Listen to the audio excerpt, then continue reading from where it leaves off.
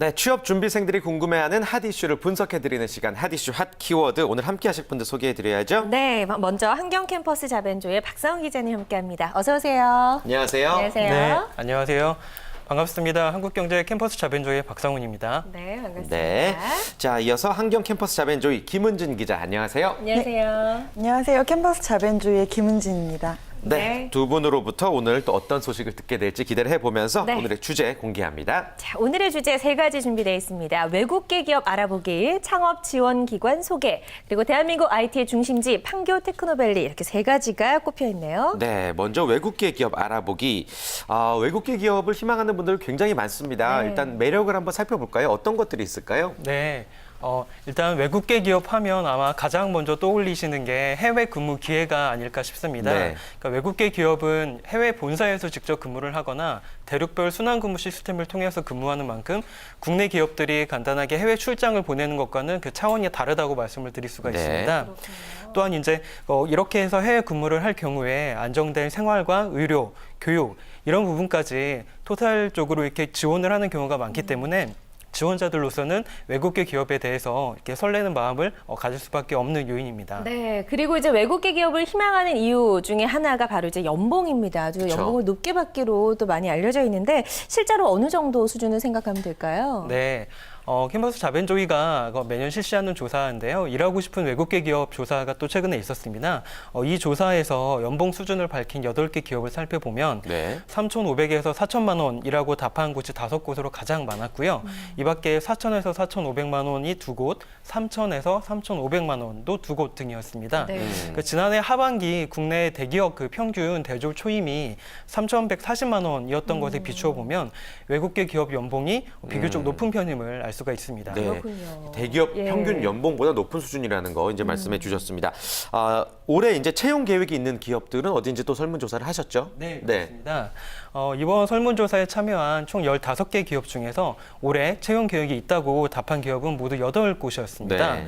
특히 이제 입사하고 싶은 외국계 기업에서 항상 매년 1등을 달려온 구글 코리아가 올해 채용 계획을 밝힌 것이 눈에 띄는데요. 네. 이 밖에도 이제 스타벅스 코리아, 한국 지멘스, 지이 코리아, 한국 P&G, 한국 IBM, 홈플러스, 필립스 코리아 등도 올해 채용 계획이 있다고 답을 했습니다. 반면 아직 채용 계획을 확정하지 않은 기업이 총 7곳이었는데요.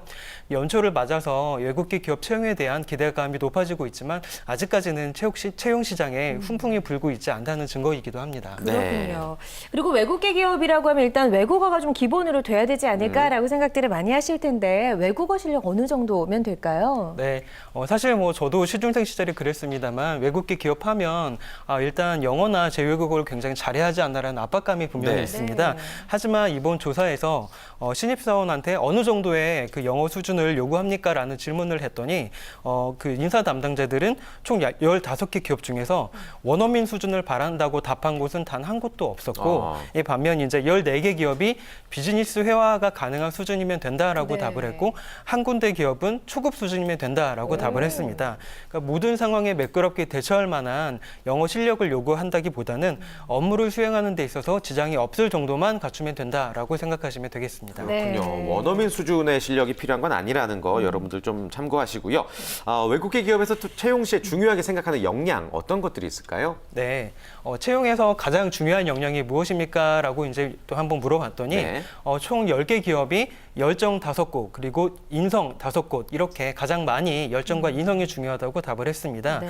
이 밖에도 이제 인재를 평가할 때 다양한 직무나 다양한 직무나 전공 등을 중요시하는 기업들도 있었는데 여기서 한 가지 눈에 띄는 점은 어학 능력이나 해외 경험을 중요시한다는 기업은 굉장히 적었다는 사실입니다.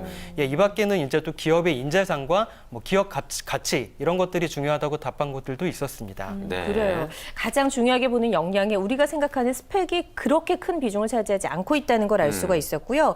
열정과 인성이 가장 중요하다라고 답했습니다. 그리고 이런 것들을 키우기 위해서 어떤 준비를 하면 좋을까요? 예, 사실 열정과 인성이라고 전공이라고 하면 참 애매모호하고 뭘 어떻게 하라는 건지라고 좀 이렇게 헷갈리시는 분들이 많을 텐데 네. 다시 말하면 열정은 본인이 구체적인 어떤 업무를 어떻게 할 것인지에 대한 그런 열정을 말을 하는 것이고요. 인성은 회사의 어떤 돌발적인 상황이나 다양한 상황에서 좀 능동적으로 대처할 수 있는 그런 일종의 직장 매너를 뜻하는 것입니다. 외국계 기업이라고 해도 결국은 국내에 있는 또 한국 사람이 대다수인 직장이기 때문에 국내 기업 채용과 사실은 그렇게 크게 다르지는 않다고 생각하시면 됩니다. 네. 그렇기 때문에 결국 막연하게 나는 이 회사만 들어가면 된다라고 생각하기보다는 나만의 어떤 독특한 경험을 바탕으로 이 직무를 해내겠다라는 생각으로 준비하시는 게 도움이 될 듯합니다. 네. 네, 외국계 기업 준비하시는 분들에게 많은 도움이 될 것 같습니다. 네. 자, 두 번째 핫 이슈 한번 알아볼까요? 네, 두 번째 할 이슈는 창업 지원 기관 소개입니다. 네. 특별하게 이 주제를 준비하신 이유가 있을 것 같아요. 네, 두 분은 들어보셨는지 모르겠는데 네. 최근에 이제 단군일에 창업하기 가장 좋은 시기라는 말이 있습니다. 예. 이제 창업 전문가들은 창업 시대라고 말할 정도로 최근 창업에 대한 이슈가 굉장히 커졌는데요. 이제 뭐 그 이유로는 정부에서는 창업을 지원하는 제도가 정말 역대급으로 가장 크게 이루어지고 있고요. 외국계 벤처 투자자들도 이제 한국에 눈을 돌리고 있습니다. 그런 이유에서 그리고 창업 시대라는 말이 나왔는데요. 대학에서도 창업을 위해서 휴학을 권장을 한다던가 창업 대체 학점 인정제와 같은 창업을 응원하는 제도들을 운영 중이라고 합니다. 그렇군요. 그래요. 예. 정부와 지자체 그리고 또 학교에서까지 창업을 하라라는 말들을 하고 있습니다. 특별히 창업을 권유하는 요즘 시기에 이유가 있을까요? 네, 한국을 비롯해서 지금 전 세계가 고용 없는 성장의 한계를 드러내면서 성장의 제동이 걸린 상황입니다. 네. 그래서 이 지속적인 성장을 위해서 어떤 방안을 이제 창출할 것인가가 문제인데요. 이게 일자리 창출이 지속적인 성장을 위해서는 최고의 방안인데 그러기 위해서는 이제 강소 기업을 육성하고 그 중심에는 청년을 서게 해야 된다라는 게 이제 전 세계적인 공통적인 이슈거든요. 그래서 그 방법으로 창업이 대두되고 있는 것입니다. 하지만 아무리 창업하기 좋은 시기라고 해도 준비를 철저히 하지 못한다던가 제도를 확실히 이용하지 못하면 씁쓸한 결과만 맞게 되거든요. 네. 그래서 오늘은 체계적으로 청년 창업을 돕는 기관과 제도를 소개시켜드리려고 합니다. 네. 좋습니다. 그러고 보니까 아주 독특한 아이디어로 무장한 청년 창업가 이야기도 요즘 심심치 않게 들을 수 있을 것 같은데요. 청년 창업을 꿈꾸시는 분들에게 아주 좋은 정보가 될 것 같습니다. 창업 지원 기관 먼저 어떤 곳을 알아보셨나요? 네, 일단 청년들이 가장 많이 요즘 들리는 말이 네. 스타트업에 대한 이야기입니다. 네. 그래서 일단 스타트업에 대해서 취재를 시작을 했습니다. 그래서 홍대하고 합정 부근에 스타트업이 많은데요. 이걸 이제 실리콘밸리처럼 엮은 홍합밸리라는 곳이 있습니다. 홍합밸리. 네네, 이름이 참 귀엽죠. 네네. 홍합밸리나 은행권 청년창업재단이 출범한 디캠프를 찾아가 봤는데요.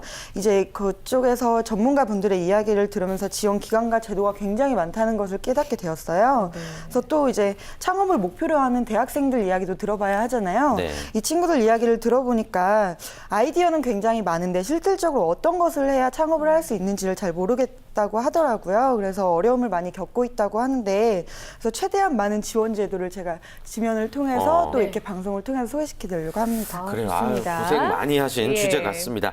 정부기관에서는 일단 창업을 어떻게 권장하고 있나요? 네, 우선 가장 적극적으로 하는 곳이 이제 중소기업진흥공단과 네. 서울시 그리고 미래창조과학부라고 할 수 있는데요. 네. 가장 대표적인 곳이 중소기업진흥공단에서 2011년부터 운영 중인 청년창업사관학교라는 곳입니다. 그래서 이름에서 알 수 있듯이 이제 창업의 하나부터 10까지 학교처럼 배우는 곳인데요. 네. 예를 들어서 사업 준비, 기술 개발, 시제품을 제작하고 시험적으로 생산을 또 해보고 그리고 마케팅하는 방법도 배우고 졸업 연계 지원까지 이제 6개월에 걸쳐서 원스톱 시스템으로 창업을 지원하는 곳입니다. 그래요. 예. 정말 하나에서부터 10까지 모든 부분을 다 도움을 주고 있다라는 생각이 드는데 그래서 이 창업 사관학교 입학 경쟁률이 굉장히 세다면서요. 네, 평균 5대1의 경쟁률을 보이고 있습니다. 모집 인원이 보통 300명 정도 되는데요. 지원자만 1,500명이 훌쩍 넘더라고요. 굉장히 세네요. 네네, 그렇습니다. 아무래도 원스톱으로 지원을 하다 보니까 많은 분들이 도전을 하고 있는데요. 네. 이 학교에 입학을 하려면 서류 전형 그리고 면접 전형, 심층 심사를 통과를 해야 되는데요. 또 여기서 주목할 점이 수강 중에 중간 평가를 통해서 퇴교를 시키는 시스템이 어머, 있습니다. 계속 열심히 해야겠네요. 네, 그렇습니다. 좀 잔인하긴 하지만 예. 네, 이게 또 창업사관학교의 장점이라고 할 수 있습니다. 학교는 지금 안산을 중심으로 네. 뭐 천안, 경산, 창원, 광주 등 4개 지역에 위치해 있고요. 뭐 오는 2월 27일까지 이번 상반기를 함께할 창업자분들을 모집한다고 하니까 창업을 좀 차근차근 배워서 탄탄하게 준비하시고 싶으신 분들은 네. 한번 지원해 보셔도 좋을 것 같습니다. 좋습니다.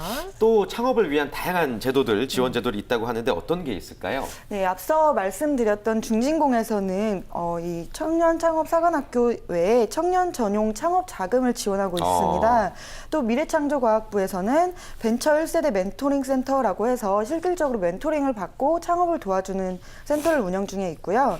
창업진흥원에서는 창업 아카데미, 청년 인턴제, 뭐 그리고 글로벌 청년 창업 지원 등 뭐 다양한 방법으로 창업을 지원하고 있습니다. 네. 또 이외에도 뭐 코트라의 글로벌 영 비즈니스맨, 콘텐츠진흥원의 창업발전소, 서울시의 아스피린 센터 등이 운영 중에 있습니다. 네, 아주 다양하게 정부와 지자체에서 여러 가지 도움들을 네. 주고 있고 민간 기관에서도 창업 활성화에 도움을 주고 있다고 하던데요. 어떤 도움이죠? 네, 대표적인 것이 아까 말씀드렸던 은행권 청년창업재단입니다. 네. 이곳에서는 디캠프라는 곳을 운영 중에 있는데요. 취재를 위해서 제가 그 서울 역삼동 테헤란로에 있는 디캠프를 찾아가서 사업 운영 팀장님을 만나 뵙고 이야기를 나눴어요. 네. 그래서 그곳은 이제 스타트업을 위한 다양한 공간과 지원 제도가 마련되어 있더라고요. 그래서 디캠프의 가장 큰 특징은 뭐 예비 그리고 초기 창업자들과 멘토를 해주실 멘토들 그리고 투자자까지 한 자리에서 만날 수 있는 게 가장 큰 특징이었습니다. 좋네요. 예. 그 딕캠프 내에서 창업을 할 수 있도록 이제 도와주는 프로그램이 있다는 거죠? 네, 어떤 그렇습니다. 것들이 있죠? 네. 디데이, 뭐 디파티, 네. 그리고 디매치, 제가 영어 발음 좀 그렇지만 네. 디파티, 뭐 네, 이런 거 네. 열리고 있었는데요. 네. 이런 게 좀 즐겁게 창업을 좀 즐겁게 할 수 있도록 도와주는 프로그램들이 많이 있었습니다. 그 중에서도 제가 좀 이게 이건 굉장히 새롭다라고 생각했던 게 있었는데요. 뭐 왜 창업을 하려는지, 창업을 통해 자기가 이루고 싶은 것이 무엇인지 자신에게 스스로 질문을 던지는 디시전이라는 프로그램이 있었습니다. 네. 뭐 나이 제한도 없고 그리고 창업을 목표로 하는 누구나 이용할 수 있어서 이 디캠프에 한번 찾아가 보시는 것도 큰 도움이 될 것 같습니다. 그래요. 자, 그리고 또 다른 민간 기관들이 더 있다고요. 굉장히 네. 많네요. 네, 더 그렇습니다. 소개해 주시죠. 네, 숨이 차네요. 하나씩 적어두시면 도움이 될 것 네. 같은데요. 딕캠프 말고도 네네. 취재를 위해서 이제 스타트업도 만나고 뭐 전문가분들도 만났었는데요. 만날 때마다 나오는 이름이 디캠프와 이 마루 180이라는 곳이었어요. 네. 마루 180이라는 곳은 아산 나눔 재단에서 운영을 하는 곳인데요. 벤처 캐피털, 엑셀러레이터, 그리고 뭐 이 예비 창업자들, 이 모든 분들이 모여가지고 네트워킹이 원활하게 이루어지는 공간이라고 합니다. 뭐 또 스마일 게이트라는 그 IT 기업에서 운영하는 오렌지팜, ANT 홀딩스에서 운영하는 뭐 홍합밸리, 그리고 SK 플래닛에서 하는 인사이더 같은 이제 민간 기업 그리고 일반 기업에서 지원을 많이 하고 있었습니다. 네. 그래요. 참 여러 곳에 도움을 받을 수 있으니까 정말 아는 게 힘이다라는 말이 생각이 납니다. 네. 근데 창업이 성공하기까지 정말 많은 여러 가지 요건들이 다 갖춰져야 되는데 뭐 가게 입지나 시장 뭐 이런 조사도 충분히 해야 되잖아요. 네네. 어떤 점을 가장 좀 유념을 해야 될까요? 사실 그 전문가분들이 하나같이 하시는 말씀들이 이제 거짓말 조금 보태서 네. 1년에 100곳이 창업을 한다고 하면 90곳이 문을 닫는다라고 아유, 하시더라고요. 예. 그만큼 이제 창업이 어렵다라고 네. 표현을 하신 건데요. 뭐 이제 전문가분들 말에 의하면 사업 경험이 있던 사람도 재창업이 굉장히 힘들다고 해요. 네. 그래서 정부의 지원 예산 평가 기간이 뭐 1년 미만이라는 거, 그리고 뭐 충분한 준비 없이 창업을 한다는 거, 뭐 여러 이유가 있겠지만 전문가분들은 이런 부분을 좀 감안하고 현실적으로 자신의 아이디어를, 자신의 꿈을 이룰 것인지 진지하게 고민을 하는 것이 중요하다고 하십니다. 네. 그래서 뭐 디캠프 사업 운영 팀장님께서는 언론이나 주위에서는 창업 성공 사례가 굉장히 많이 나오는데요. 네. 이런 성공 사례에 취해서 혹시 자기가 창업을 하려는 것은 아닌지 다시 한번 생각해보고 신중하게 도전하라고 하시더라고요. 네. 네, 또 창업하면 이제 아이템이 이제 성패를 가르는 중요한 요소잖아요. 그렇죠. 요즘 성공할 수 있는 창업 아이템 좀 알려줘서 같이 좀 네. 돈 좀 봅시다. 저도 좀 벌고 싶은데요. 뭐가 있을까요? 뭐가 있을까요? 네, 뜨는 창업 아이템이 바로 그 카페나 앱, 앱이라고 단정을 지을 수가 없습니다, 사실. 하긴, 예, 예. 사업 아이디어가 워낙 다양하다 보니까 또 이 과거에 뭐 매장이나 뭐 이런 그 하드웨어를 마련하는 것보다 최근에는 이제 소프트웨어를 활용하는 곳이 많아서 가벼운 창업이 가능해졌다고 해요. 네. 그래서 이제 창업 아이템이 너무 무궁무진하게 그 사업 영역이 넓어져가지고 제가 뭐라 이렇게 말씀드릴 수는 없지만 그쵸.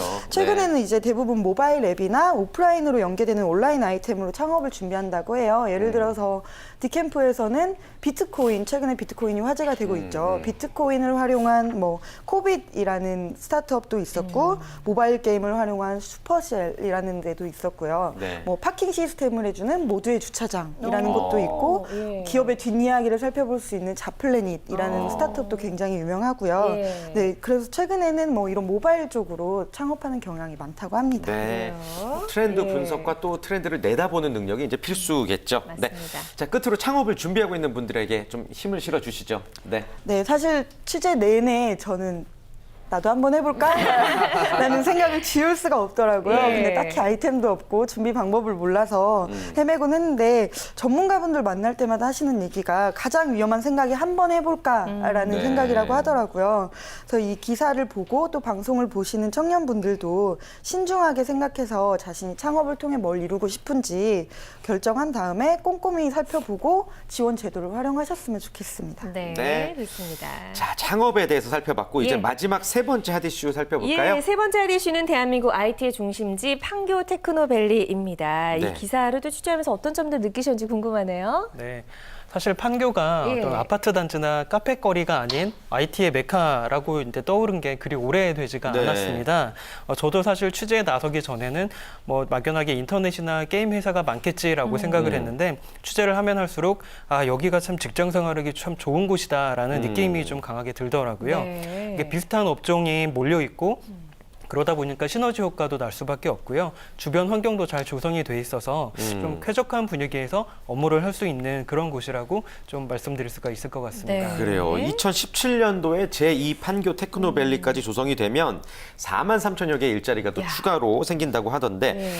판교 테크노밸리 지원본부에서는 어떤 일들을 해주고 있나요? 네, 제가 직접 판교 테크노밸리 네. 지원본부에 이제 김춘식 본부장님을 인터뷰를 한 적이 있는데요. 네. 그 본부장님 말에 따르면 그러니까 세계적 수준의 이제 정보통신 기술 소프트웨어 융합 허브 구현의 그런 비전 아래서 뭐 기획이나 관리나 지원 업무를 수행하고 있고요. 또 판교 테크노밸리 그 단지 내에 신규 사업을 발굴하고 또 분양 계약자 사후 관리, 그다음에 도 소유의 공공건물 임대 관리 업무도 하고 있습니다. 네. 또 마지막으로 다채로운 그 문화 행사도 열리고 있는데 이런 것들까지 관장하고 있다고 말씀드릴 수 있습니다. 그래요. 일단 IT 관련 기업들이 많이 들어와 있는 걸로 알고는 있는데 주로 어떤 기업들이 있었나요? 네, 이름만 이렇게 되면 예. 다 아실 만한 그 회사들이 많이 있는데요. NC소프트나 위메이드 엔터테인먼트, 웹젠 등의 유명 게임 회사는 물론이고 네. SK 플래닛이나 오콘 등의 콘텐츠 기업 그리고 뭐 가비아, 마이다스 IT, 소프트포럼 등 탄탄한 기술력을 보유한 소프트웨어 기업들도 있습니다. 또 카카오톡으로 유명한 이제 다음 카카오의 판교 오피스도 거기에 있고요. 네. 또 국내 대표 문서 편집기죠. 한글을 만든 한글과 컴퓨터도 판교에 자리 잡고 있습니다. 쟁쟁하네요. 예, 아주 유명한 기업들이 이제 판교에 몰려 있군요. 자, 판교 테크노밸리에서 근무를 할 때 장점 또 뭐가 있을까요? 맛집들도 되게 많던데. 예, 사실 뭐 취재하면서 저도 맛집을 뭐 이렇게 여러 번 가봤는데 네. 정말 맛집들도 굉장히 많고요. 네. 예, 근데 이제 물론 무엇보다도 각자의 업무는 물론 당연히 바쁘겠죠. 그렇지만 이제 사무실을 나오기만 하면 굉장히 여유롭고 좀 한가한 주변 분위기가 소위 말해서 리프레시에 좀 많은 도움을 준다고 합니다. 실제로 점심시간에 나가보면 뭐 다양한 기업에 종사하고 있는 사람들이 한데 어울려가지고 농구나 족구 등을 하고 있는 모습을 심심치 않게 발견을 할 수가 있습니다. 네. 또 비슷한 업종 관계자들끼리 가까이 있다 보니까 서로에게 필요한 것을 보다 쉽게 공유를 하고 정보를 나누는 데에도 용이하다고 합니다. 네. 그래요. 이런 이유들을 다 듣고 나서 나도 좀 판교 테크노밸리에서 근무하고 싶다 이런 생각하는 분들 많으실 것 같은데요. 이쪽 이제 분야에서 일을 하려면 어떤 역량들, 자질들을 갖춰야 될까요? 네, 저도 사실은 판교가 굉장히 욕심이 났는데요. 아무래도 이제 IT나 BT, 뭐 CT, NT 등 전문적인 분야의 기업들이 좀 있는 곳이다 보니까 네. 무엇보다 지원자들의 좀 전문성이 좀 중요합니다.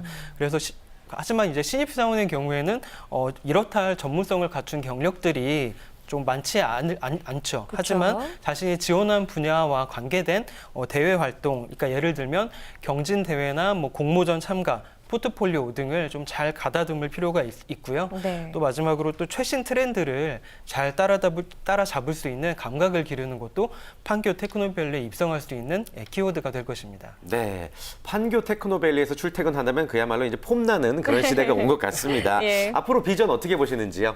네, 뭐 이미 지금도 판교 테크노밸리는 그러니까 대한민국을 대표하는 첨단 기술 혁신 클러스터로 자리매김을 했습니다. 네. 앞으로는 이제 아까 말씀하신 것처럼 제2 그 단지도 조성이 되지만 글로벌 네트워크를 강화하고 해외 대학과의 교류도 좀 활발하게 하면서 해외 투자도 유치를 좀 활성화시켜서 궁극적으로는 좀 세계적 수준의 글로벌 ICT 소프트웨어 그런 허브로 도약할 것으로 보입니다. 네, 네. 좋습니다. 자, 두 분의 기자님을 통해서 다양한 이야기 들어봤습니다. 사이트 주소 안내해 드릴까요? 네, 자, 더 궁금하신 점이 있으신 분들은요, 환경 캠퍼스 자변조의 홈페이지에 가시면 다양한 취업 관련 정보들을 또 확인하실 수가 있으니까요. 꼭 한번 찾아가 보시기 바랍니다. 네, 두 분 오늘 나와주셔서 고맙습니다. 고맙습니다. 고맙습니다.